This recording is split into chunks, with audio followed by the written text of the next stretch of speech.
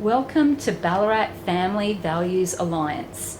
Tonight we are pleased to have Diane Colbert speaking to us about the pedophile founders of the transgender movement and gender ideology.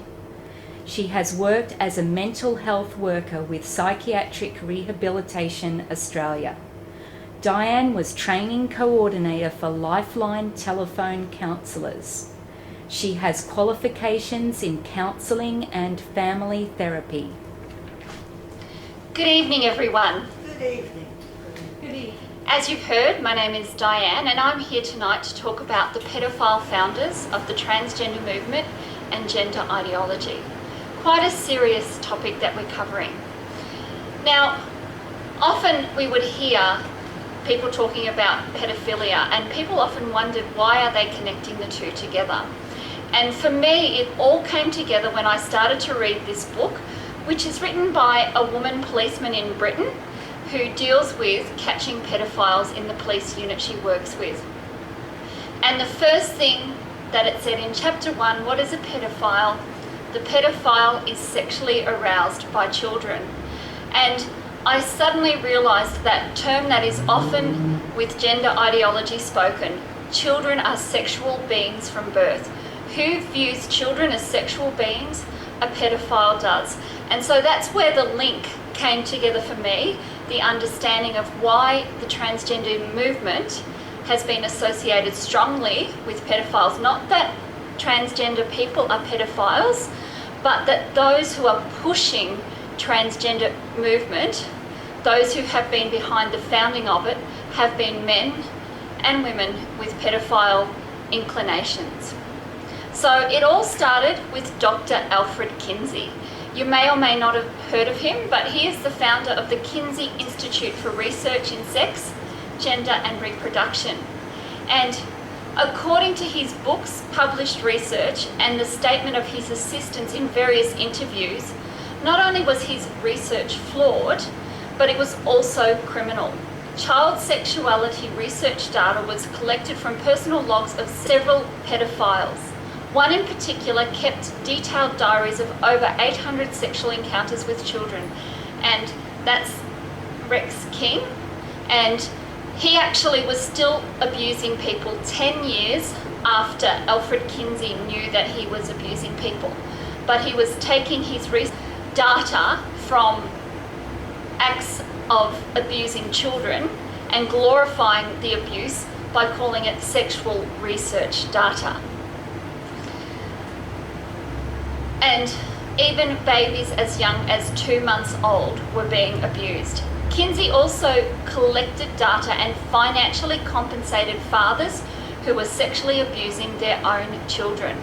One of them actually appears in this video, which you can go online and you can look at. It's called Secret History, Kinsey's Pedophiles. And several of his co-workers and current workers for the Kinsey Research Institute are interviewed in this. And one statement that really stuck out to me was when asked about why didn't you give the information of these pedophiles to the police, the comment was that would have been immorality of the highest order. To actually expose the pedophile to the police was seen as immorality of the highest order by the leaders of this institute, not the abuse that these children suffered being immorality of the highest order. So the thinking was completely twisted. There were many other things that you hear in this video. They talk about some of the co-workers being damaged by all their morality. So morality was seen to be damaging people, not a good thing. Purity was not seen as good. Promiscuity, that was seen as good.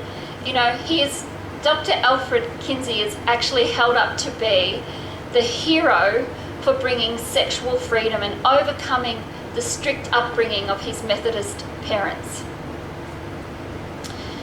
He says in his book, Sexual Behaviour in the Human Female, it is difficult to understand why a child, except for its cultural conditioning, should be disturbed at having its genitalia touched, or disturbed at seeing the genitalia of other persons, or disturbed at even more specific sexual contacts.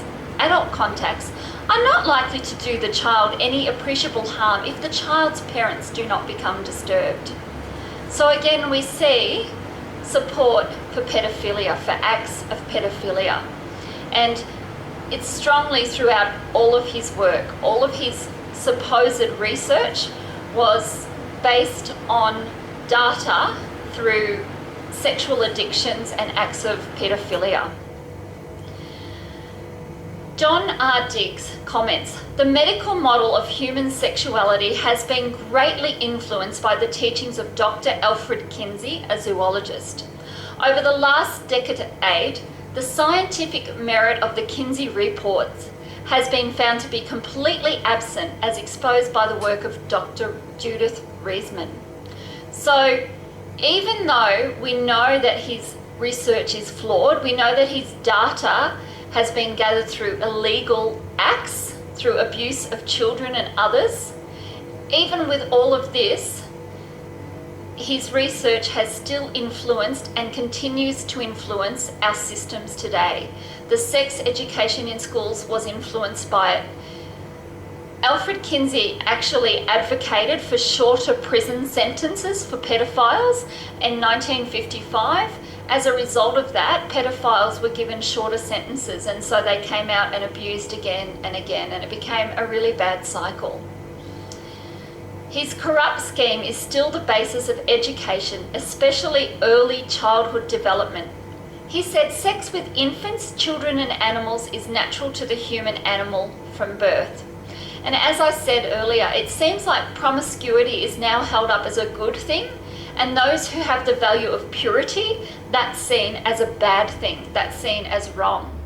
I'm one of those people who was brought up in a home that valued purity, that valued good morals and ethics.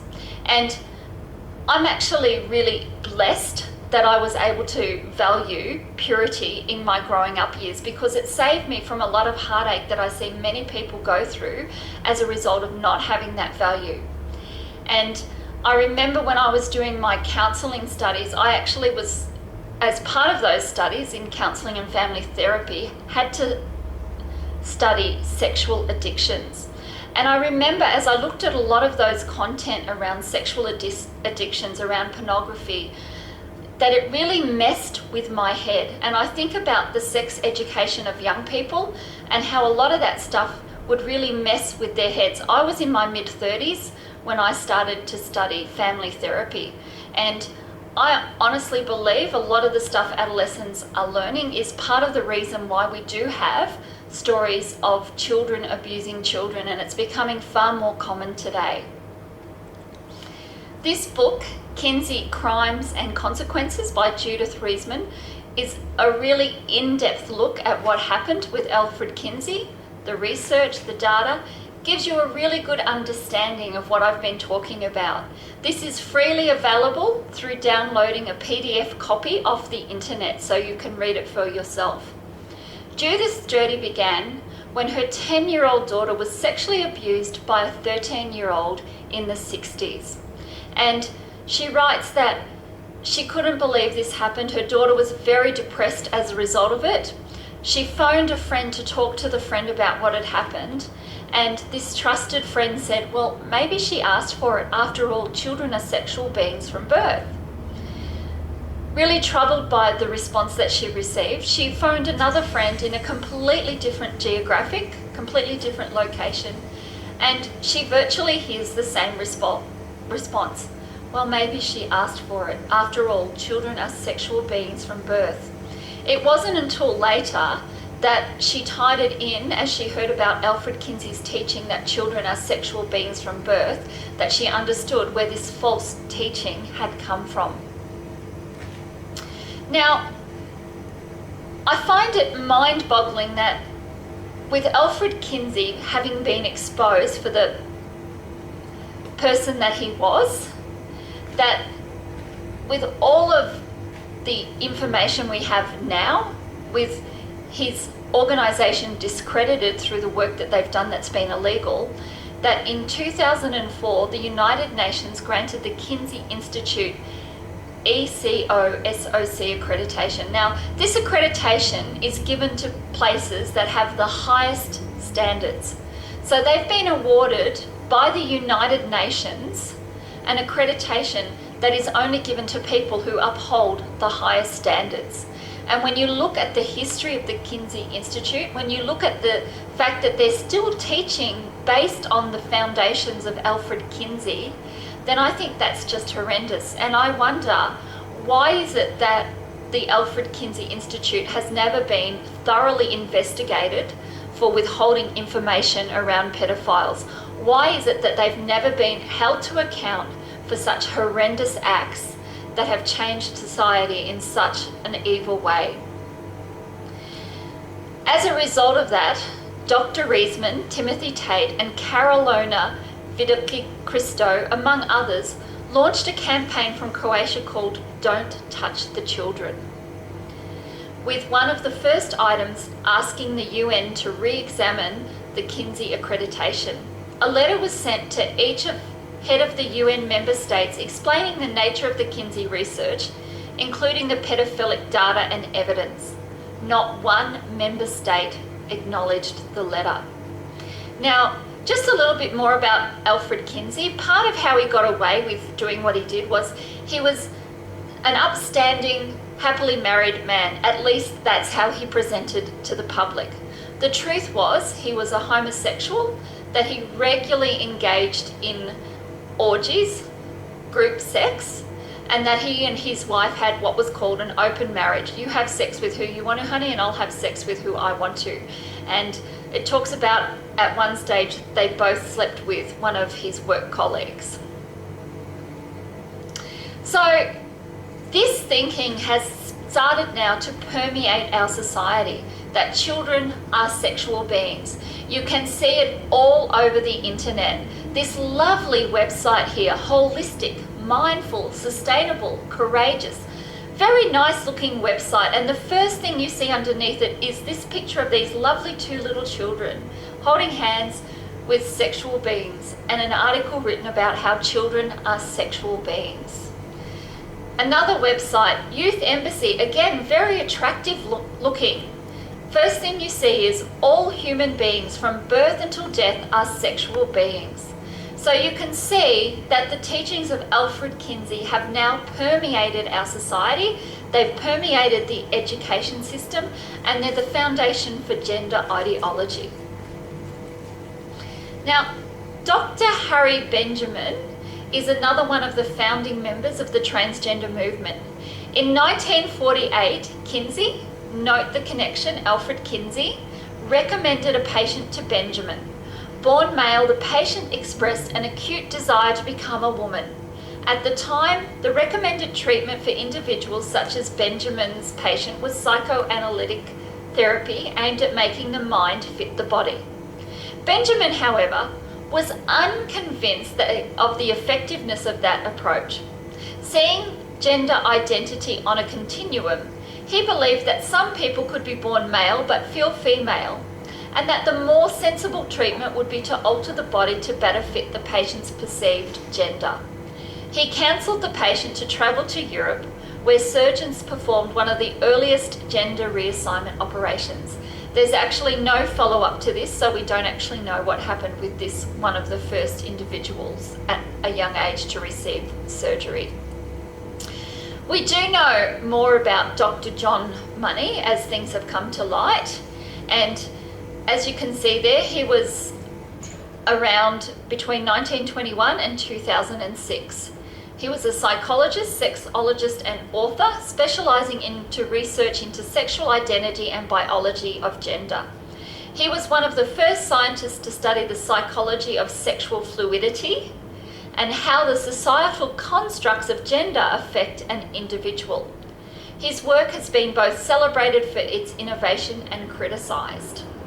Money has received around 65 worldwide honours, awards and degrees. Okay, so he's seen as a fairly highly regarded person by the amount of awards and degrees he has received. The John Joan story is a very famous story. Dr. Money working at the John Hopkins Hospital, recommended a sex change of Bruce Reimer after a botched circumcision on April 27, 1966. He wanted to prove that nurture was more important than nature in determining gender. He wanted to prove that how society treated a person was more important to the person's valuing of who they were as a male or a female than their biological sex. So he had a bias that he wanted to prove. At 22 months old, Bruce becomes Brenda, and his parents follow Dr. Money's order to socially condition Brenda as a girl. So Brenda wants to shave. They say, no, you're a girl, you don't shave. They do everything they can to make Brenda into a happy little girl, because after the botched circumcision, they knew there was no hope for her to be a happy little boy. They were really desperate. Yearly visits with Dr. Money took place where the children, Bruce Reimer and his twin brother, were assessed for the adaptation of Brenda as a girl. And Dr. Money provided glowing reports in journals of the success. So year after year, Dr. Money is writing, yes, it's been a great success. Brenda has transitioned very well into being a girl. As a result of this research, people start changing their minds and they start following the trend, because they've seen this test case upheld as proving the theory that nature is not as important as nurture, that nurture was more important.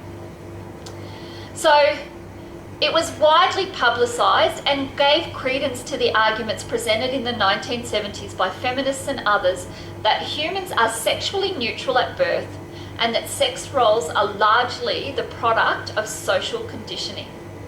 But in fact, the gender conversion was far from successful. It was an experiment, a disaster for the Reimer family in every sense of the word.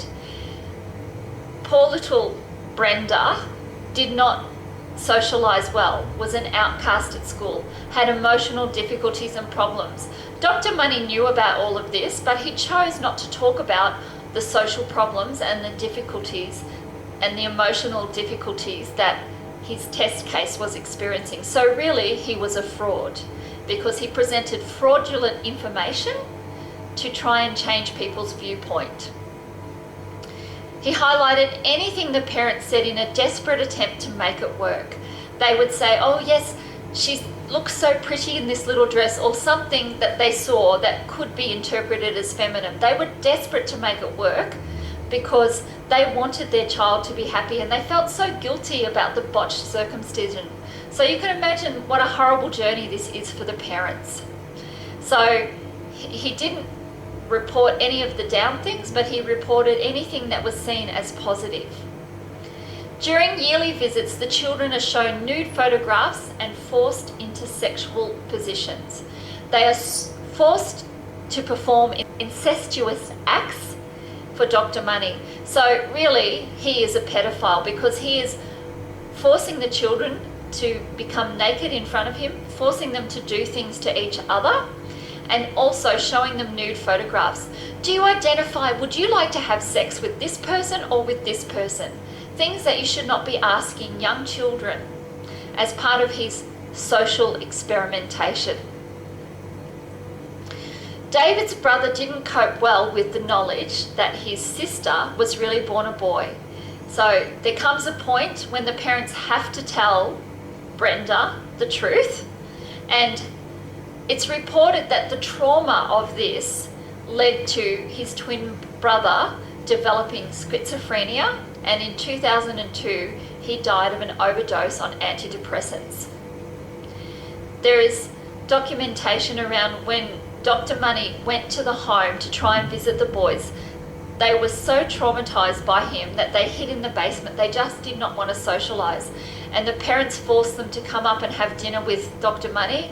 And as soon as dinner was over, they went back to the basement. They refused to see him because they just could not cope with him. May 4, 2004, David Reimer also ends his life. And a person who worked with him, wrote a book around his life, writes, "It was what David was inclined to brood about that killed him. David's blighted childhood was never far from his mind. Just before he died, he talked to his wife about his sexual inadequacy, his inability to be a true husband." It talks about in some of the reports how David was just haunted by his childhood. And when he talks about it, he speaks about himself in a second person as though it's not himself, because he can't actually look at it as himself. At the Johns Hopkins University, which in the 1960s was the first medical American centre to venture into sex reassignment surgery, they launched a study in the 70s comparing the outcomes of transgendered people who had the surgery with the outcomes of those who did not. Most of the surgically treated patients described themselves as satisfied by the results. They felt that they were satisfied. They felt it made their life better. However, their subsequent psychosocial adjustments were no better than those who didn't have the surgery. They weren't functioning better emotionally, psychologically. It didn't improve their family relationships, their social relationships. And so, when they found that it didn't improve their life, they stopped doing sex reassignment surgery, since producing a satisfied but still troubled patient seemed an inadequate reason for surgically amputating normal organs. And that's written by Dr. Paul McHugh, who was psychiatrist-in-chief of the Johns Hopkins Hospital. He actually wanted more than Dr. Money's word for it, that the transgender surgeries were necessary and were helping, and so that's why the research was ordered. Walt Heyer, now before I read this, I'll just tell you a little bit about Walt. Walt grew up in a home where Grandma, at the age of 4, was dressing him up in little purple pretty dress. And as a result, he grew up with gender dysphoria, or gender identity disorder as it was known then. Now, he was very unhappy, and at around 42, he has gender reassignment surgery and becomes a girl. After 8 years, he transitions back to being a male, and he says, "I wanted to be so desperately a male, as desperately as I had ever wanted to be a woman." And so he is someone who actually really understands the lie that gender dysphoria requires surgery, because of his personal experience of trauma at a young age, being cross-dressed by a trusted family member, leading to gender dysphoria.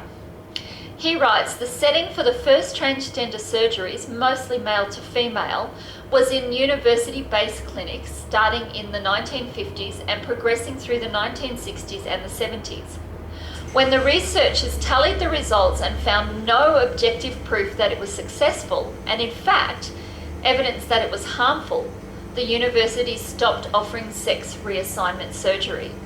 Since then, private surgeons have stepped in to take their place.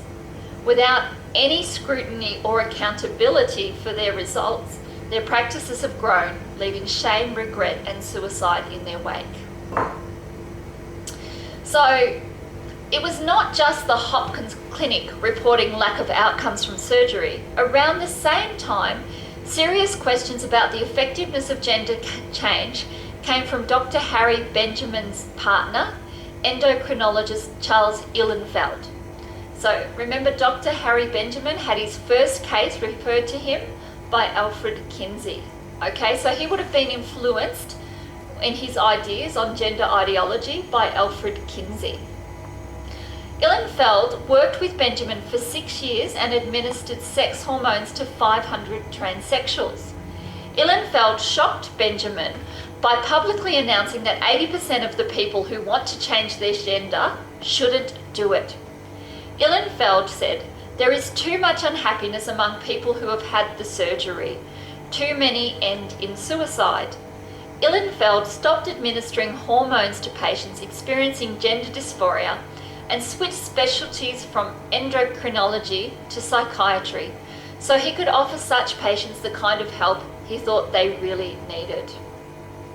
So there's lots of questions coming from lots of different people about what really is happening, and that there is a lack of positive outcomes with transgender surgeries, treating a psychological problem with a physical solution. It just wasn't working. In the wake of the Hopkins study and the closure of the flagship Hopkins Clinic, and the warning sounded by Ihlenfeld, advocates of sex change surgery needed a new strategy.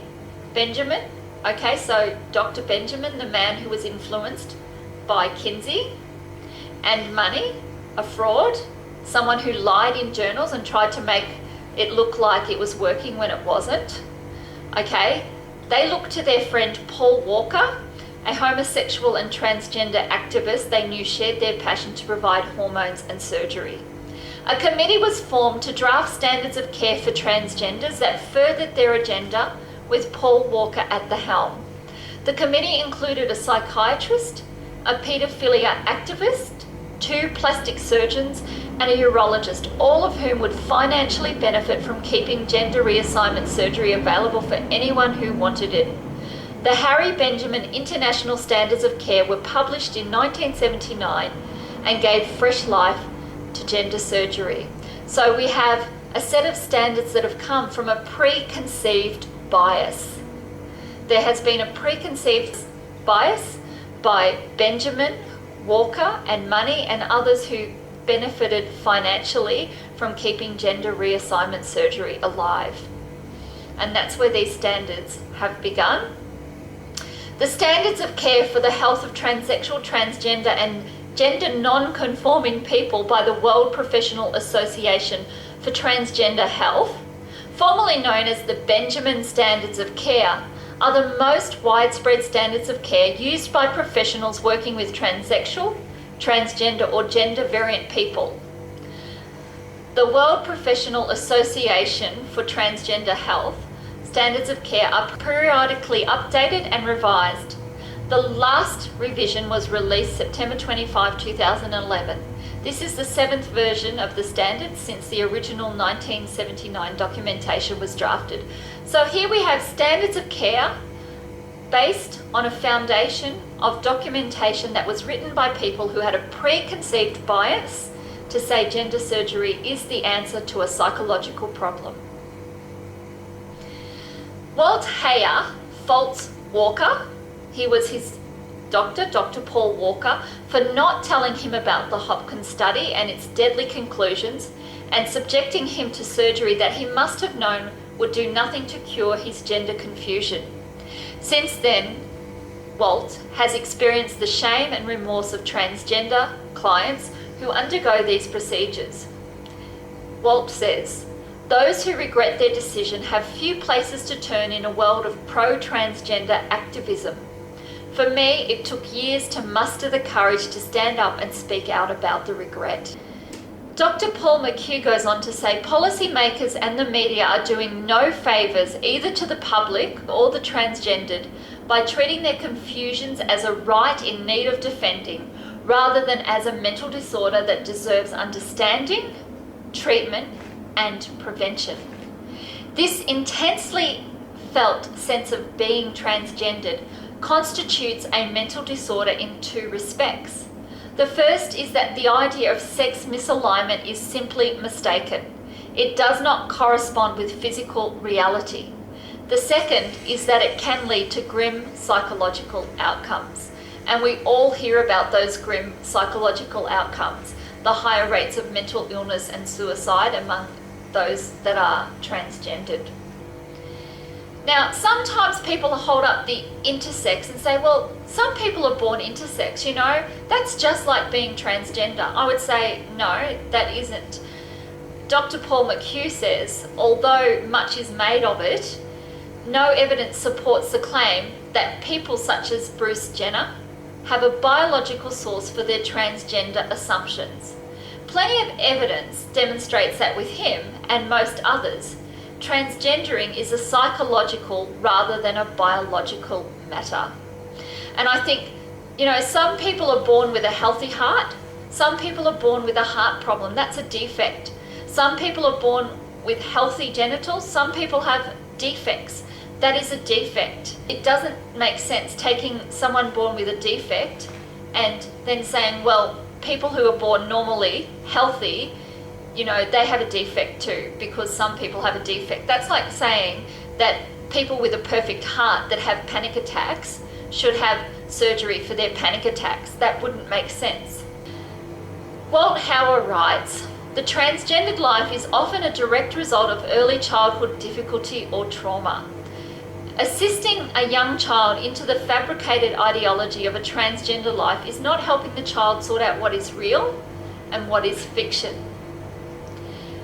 Rupert Everett, an actor, told the Sunday Times magazine, "I really wanted to be a girl. Thank God the world of now wasn't then, because I'd be on hormones and I'd be a woman. After I was 15, I never wanted to be a woman again." And you hear that story over and over again from many people. Walt Hauer writes, "While studying psychology in a university program, I discovered that trans kids most often are suffering from a variety of disorders, starting with depression, the result of personal loss, broken families, sexual abuse, and unstable homes." So here we have a basis again of psychological and emotional problems creating gender dysphoria. Now I want to talk a little bit about the father wound. This is something that we actually have a lot of studies around, because we know that fatherlessness and father wounds create a lot of emotional and psychological problems. And it's named that because it's almost always inflicted on us at the hands of our fathers, or by a significant male role model. When their words or actions inflict a major psychological injury, or when his consistent and lasting chain of verbal abuses is internalized by a child, their psychological and very spirit-felt father wound affects both young boys and girls throughout their lifetime. It can manifest itself in many different ways, to include homosexuality. Other effects are bisexuality, sexual promiscuity, transgenderism or gender confusion issues, rebellion, resentment, street gang or criminal activity, alcohol and or drug abuse, and also chronic depression and suicides, just to name a few. And that's written by Dean Bailey in his article, The 50 Shades of Grey.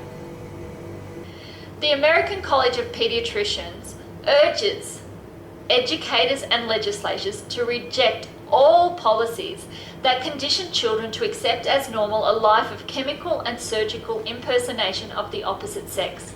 Facts, not ideology, determine reality. Now I want to talk about a new trend, although it's not as new as I thought. There's actually some data there from the last 5 to 10 years if you look it up, and that's minor attracted persons. And that may or may not be a term you've heard before. It's the new term for pedophile, minor attracted persons. So one person writes an article about what was learned from looking at articles written by the Director of Operations, Richard Cranmer, at Before You Act, which is a website that is basically advocating for minor attracted persons to have mental health services. And so some of the things that they say is pedophilia is an orientation, is not a choice. Does that sound familiar? Pedophilia is an orientation, it's not a choice. Efforts to treat pedophilia are similar to methods used on homosexuals 50 years ago and similarly ineffective. So they're now comparing how homosexuals were treated 50 years ago and saying that that was ineffective, and it's ineffective to try those treatments on pedophiles to try to stop them from abusing.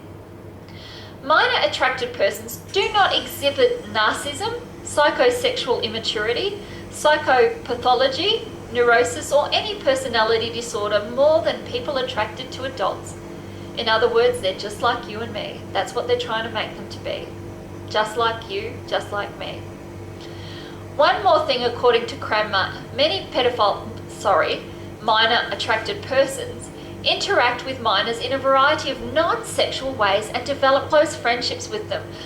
Gee, that's really comforting for all you mums and dads out there, isn't there? That many minor attracted persons might be interacting with your minors in a variety of non-sexual ways and developing close friendships with them. Very disturbing thought. Now, I read an article in a newspaper from New Zealand. A teacher who'd been having sex with a 10-year-old was jailed, and this reporter is talking about some follow-up, and this is the statement the reporter makes. The case clearly involves a process of change that has been commented on elsewhere. That 95% of sexual contacts between adults and children under age 12 are situations where trauma does not happen at the time of the sexual contact occurs. Trauma is experienced when the young person comes to appreciate society's views and punishment directed at a person involved in such exchanges. This third point suggests we as a society can reduce that trauma by changing the way we act. So they're saying the child is not traumatized by being sexually abused. No. That's not the reason for the trauma. The trauma is the way that we as society view pedophilia. That's what's the trauma for the child. They come to realize, oh, that was wrong, and yes, I've been abused. So that shows you where the pedophilia activists are leading, where they're heading in trying to normalize pedophilia as if it's just something that people are born with, something they can't help. We should be really sympathetic to them because they're victims and they have no choice. They were born that way. And I think it's really important that we're aware that this is where there is a current push. So that is the end of my presentation this evening. Thank you so much for coming. It's been a long evening. Thanks for your attention. Have a good night.